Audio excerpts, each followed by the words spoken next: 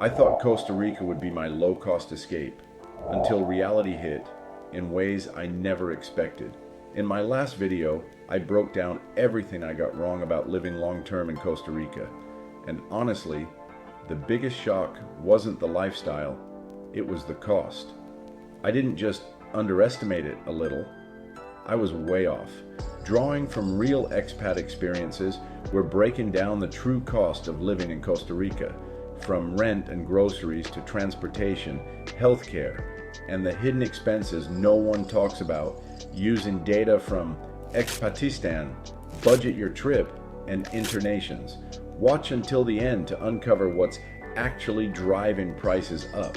Everyone online says you can live in Costa Rica for $1,000 a month, but that number tells a very incomplete story. When I first started researching the move, that figure showed up everywhere. Blog posts, YouTube videos, even polished cost of living breakdowns all echoed the same promise. $1,000 to $1,500 a month and you're set. It sounded simple, almost guaranteed, like Costa Rica was this hidden loophole where your money just stretched further without compromise. And honestly, I believed it. But here's what those numbers don't tell you. They're real, just not for most people watching those videos. That budget often reflects how locals live, not expats. Locals already have deep community ties, different spending habits, and access to lower cost options that aren't always available if you're new to the country. Then there are ultra frugal expats, the ones who fully adapted, cut every non-essential expense, and are okay living far below what most would consider comfortable. And finally, those numbers can apply if you're living well outside popular expat zones in smaller towns where costs drop, but so does convenience, infrastructure, and sometimes even access to reliable services. That's the part that rarely gets highlighted, because the moment you start adding what most people actually want, comfort, safety, and stability, that budget begins to fall apart quickly. You want a secure neighborhood, consistent internet, decent healthcare access, maybe a place that doesn't feel like a constant compromise? Suddenly, rent goes up.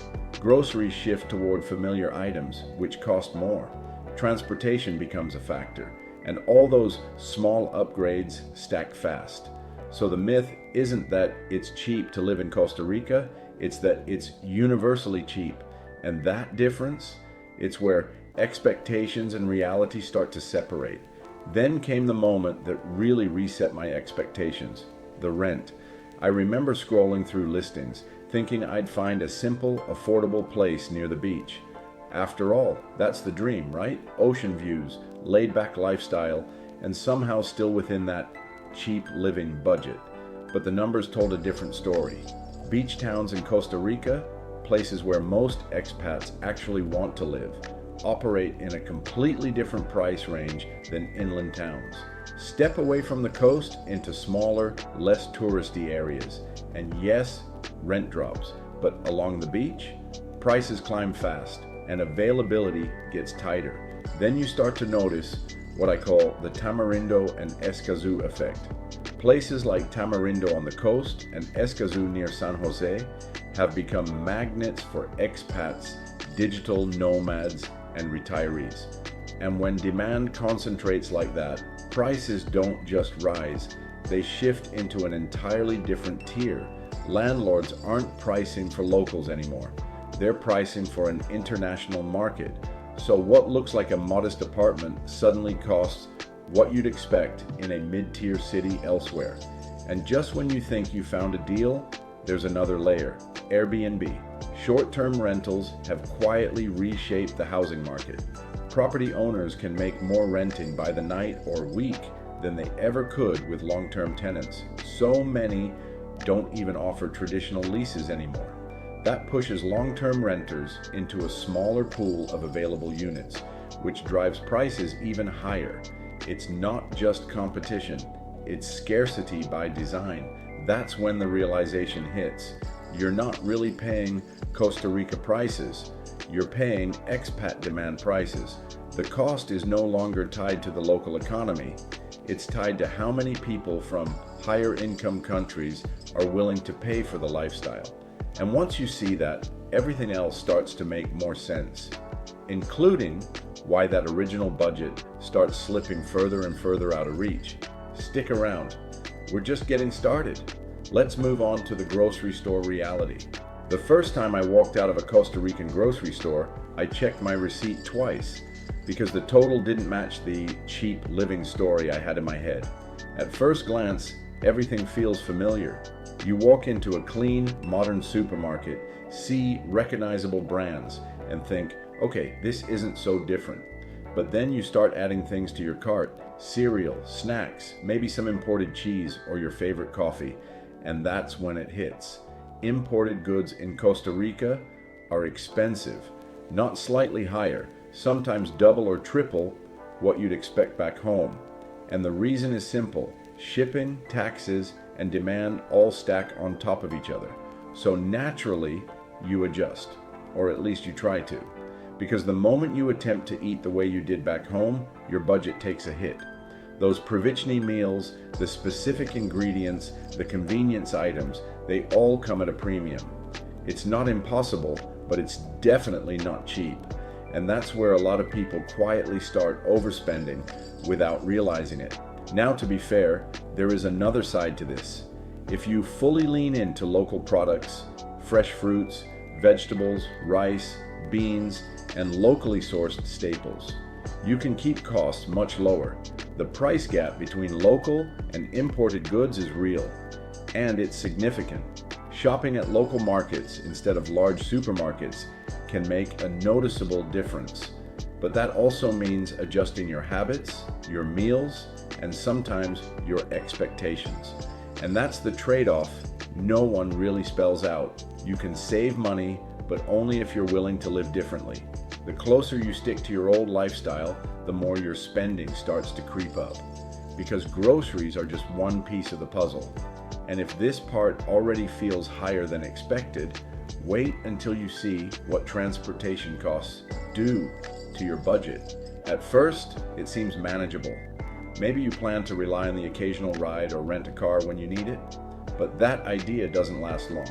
Car rentals in Costa Rica are notoriously expensive, especially in high-demand areas. What looks like a reasonable daily rate online quickly climbs once you factor in mandatory insurance, taxes, and peak season pricing. Suddenly, short-term convenience turns into a serious monthly expense. So you start considering a more permanent option, buying a car. That's when the second surprise hits. Used car prices in Costa Rica are significantly higher than what most expats expect. Vehicles hold their value longer due to import taxes and limited supply, meaning even older models can come with a hefty price tag. You're not getting the deal you might find back home. You're paying a premium just to own something reliable. And then there's fuel. Gas prices in Costa Rica tend to run higher than in many countries. And when you're driving regularly, whether it's for groceries, errands, or just getting around, it adds up quickly. What felt like a manageable cost becomes a recurring drain on your budget. Maybe you pivot again and think, I'll just use Uber. And yes, ride-hailing is available in many areas, but in tourist and expat zones, prices are often inflated due to demand. Short trips can cost more than expected, and relying on it daily isn't as affordable as it might seem at first glance. That's when the bigger realization sets in. Depending on where you live, transportation isn't just another expense. It can become one of your biggest ones. In some areas, especially where things are spread out or public transport is limited, getting around costs more than living itself. And just like that, another piece of the cheap Costa Rica narrative starts to unravel. One ride, one tank of gas, one unexpected cost at a time. Keep watching, because we're dealing with the surprising healthcare expenses next. I thought healthcare would be one of the easiest parts of living in Costa Rica until I actually had to use it. Before moving, I kept hearing how good and affordable the healthcare system was. And to be fair, Costa Rica does have a solid public system. But what I didn't fully understand is how most expats actually experience healthcare day to day. And it's not always through the public side. Many end up relying on private clinics for faster service, English-speaking staff, and shorter wait times. And while the quality is often excellent, the cost can add up quickly, especially if you're going more than just once in a while. At first, it feels manageable. A consultation here, a quick checkup there. But then something more involved comes up. Lab tests, follow-ups, maybe a specialist. And suddenly you're spending far more than you expected. Private healthcare isn't outrageously priced compared to some countries, but it's definitely not cheap when it becomes your primary option. Then there's insurance, which seems like the obvious solution, until you realize it doesn't always cover what you think it does. Many expats discover gaps in their coverage after the fact. Some plans don't fully include private clinics, others reimburse slowly, and certain treatments or pre-existing conditions might not be covered at all. So even if you're insured, you can still find yourself paying out of pocket up front and waiting to see what gets reimbursed later, if it does. And that's where the real surprise hits: the out-of-pocket costs. Those smaller, everyday medical expenses, consultations, medications, minor procedures, often aren't fully covered. Individually, they don't seem overwhelming, but over time, they stack up in a way that quietly eats into your budget. It's not that healthcare in Costa Rica is bad, it's that the version most expats rely on comes with a different price structure than expected. And just like everything else, the more convenience and certainty you want, the more you end up paying for it. Make sure to watch all the way through. You won't believe what many refer to as the hidden lifestyle inflation in the country. It didn't happen all at once. The spending just quietly crept in until I barely recognized my own budget. At the beginning, I was focused on the big expenses: rent, groceries, transportation. Those felt like the real costs. But what I didn't account for were the small, everyday choices that slowly started adding up. Grabbing coffee at a nice cafe instead of making it at home, spending a few hours in a co-working space for better Wi-Fi and a change of scenery, booking a weekend tour because, well, you're in Costa Rica, why not? Individually, none of these felt excessive. Together, they started forming a pattern. And that's where the digital nomad lifestyle quietly steps in. You tell yourself you're being productive, balancing work and life in this beautiful place, but the environment nudges you toward convenience and experience. You choose the cafe with the view, the workspace with the community, the guided trip instead of the DIY version. It feels justified, even earned, but it's also more expensive than you planned. Then there's the subtle shift in mindset. Living in Costa Rica doesn't always feel like real life. It often feels like an extended vacation.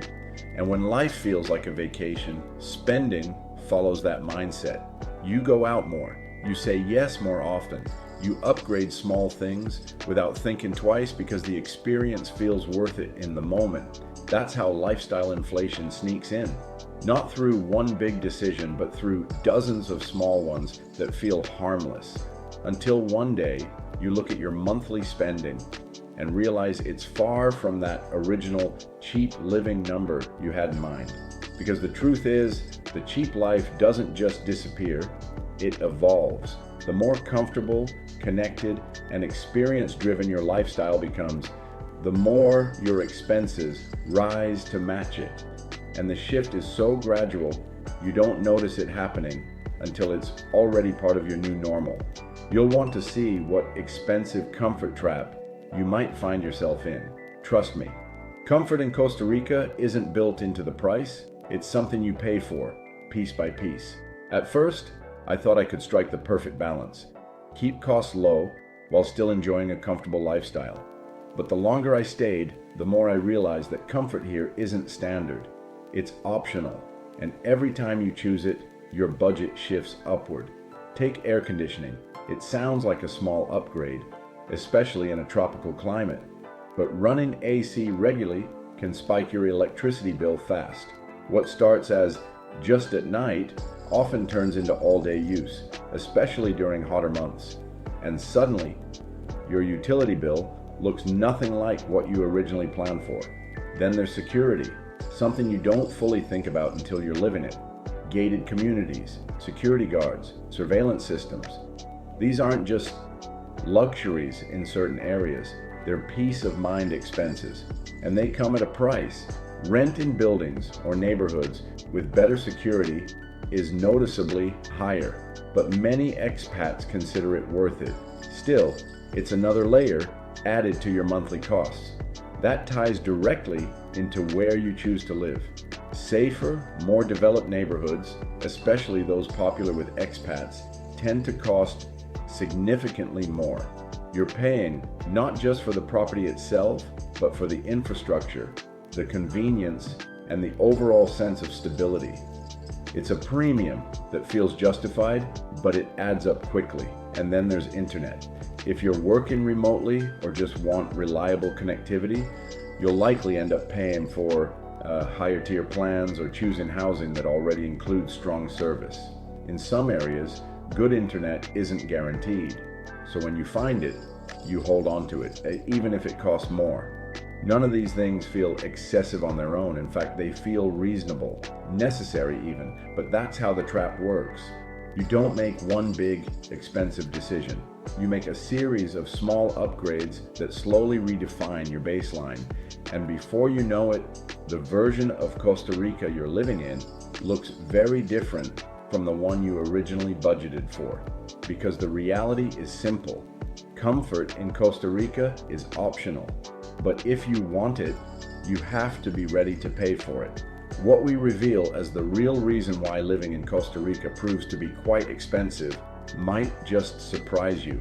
It isn't the prices in Costa Rica that catch most people off guard. It's the expectations they bring with them. When I stepped back and looked at everything I'd experienced, that was the real pattern. Costa Rica isn't expensive in the way most people assume. It becomes expensive when you measure it against the wrong reference points.